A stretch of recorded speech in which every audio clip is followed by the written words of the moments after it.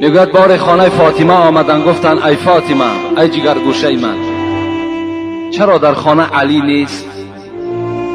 یعنی علی شوهر فاطمه بود، داماد پیغمبر بود.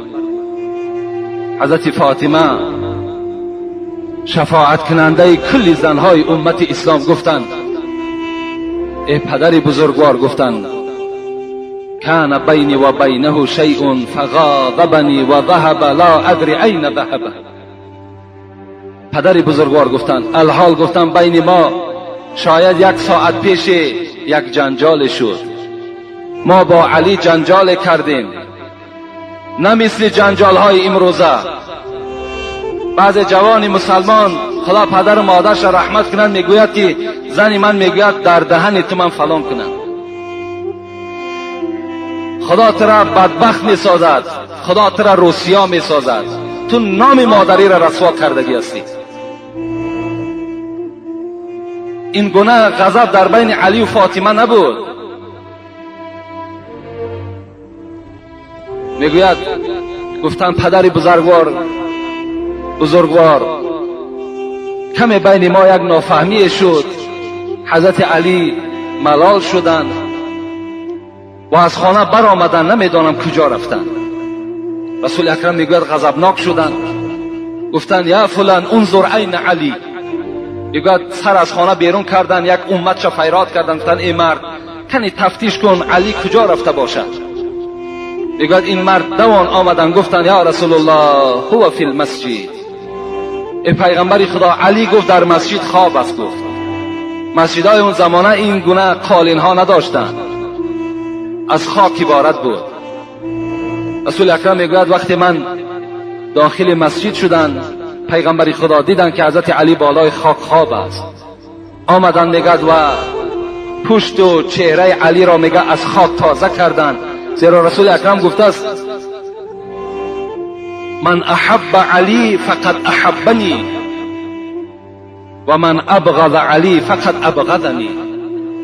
کسی علی را دوست می‌دارد به تحقیق مرا دوست می‌دارد، کسی علی را بد می‌بیند به تحقیق مرا بد می‌بیند. علی را دوست می‌داشتند.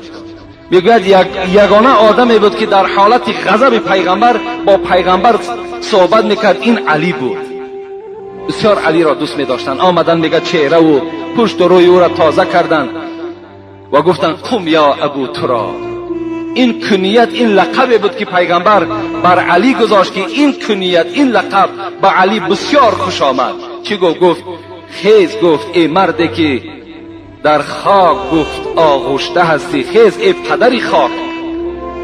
وقتی علی شنید از جای خود خیز، احترام میکرد پیغمبر را و دست علی را گرفت و به خانه آمدند.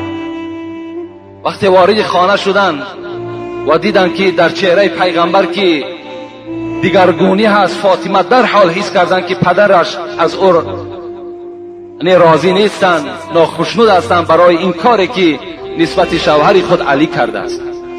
در حال میگوید فاطمه دویدن از دست پیغمبر خدا قپیدن، گفتن پیغمبر پیش از آنه که علی از خانه من برآید، من نزد علی آمدم و پشیمانی خود پیش او اظهار کردم و طفت حوله 7 مرات، گرد علی 7 پیچ دور گشتم و گفتم ارضی عنی، و گفتم علی از من راضی شو، بالای من غضب نکن.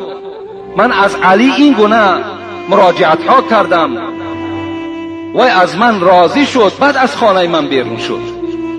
رسول اکرم وقتی که این سخن از فاطمه که شنیدن، این حالت میگد، باز رسول اکرم خوشنود شدند و گفتند یا فاطمه والذی بالحق نبیا لو مت قبل ان ترضی علیا لم اصلی علیکی.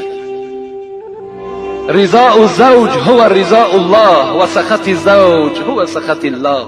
ای فاطمه گفتند ای جگرگوشه من، ای دختری من، گفتند قسم بر آن خدایی که پدری تو را به پیغمبری فرستاد، اگر تو پیش از راضیگی علی از دنیا میگذشتی لم اصلی علیکی، من نماز جنازه تو را نمیخواندم. یقین بدان گفت ای فاطمه که رضاگی شوهر رضاگی خداست، و غضب شوهر این غضب خداست. این بود تعلیمات پیغمبر خدا نسبت دختری خود و نسبت تمام دخترهای امت خود. این معامله پیغمبر خدا هست. از همه خواهرای عزیز، مادرای عزیز، خواهش التماس من همین است که با قدر شوهرها برسید.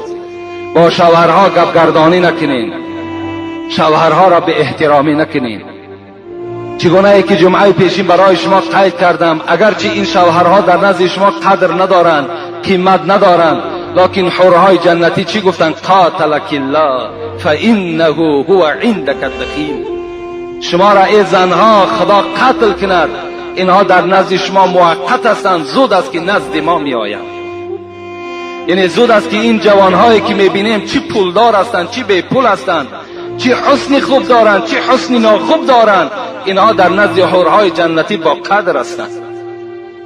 اینها در نزد خدای خود با قدر هستند. حضرت اصعمی میگوید در جنگل یک زنی را دیدم که به نهایت زیبا بود و یک زمان پس میگه شوهرش آمد، نگاه کردم به نهایت زیشت رو بود. گفتم ای زنی زیبا همین شوهری تو هست؟ گفت بله. گفت با همین زنی که چهره سیاه دارد، چهره بد دارد، ترش دارد، چی یک شکلی ناخوبه دارد، با این تو راضی هستی زندگی کنی؟ گفته حضرت اصعمی گفت این لفظ را دیگر تکرار نکن.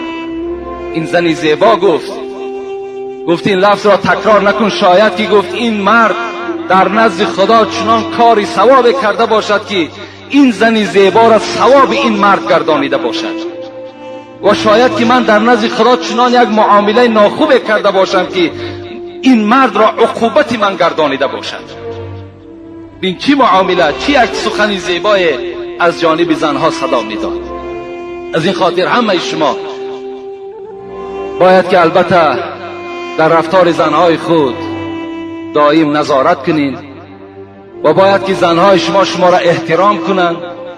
و چگونه ای که مراجعت کردم باز مراجعت میکنم که خواهرای عزیز با قدر شوهرها رسید. اگر شما خواهید که جنتی شوین، اگر شما خواهید خداوند از شما راضی، پیغمبر از شما راضی، قرآن از شما راضی، با قدر شوهرها رسید. و آخر دعوانا ان الحمد لله رب العالمین.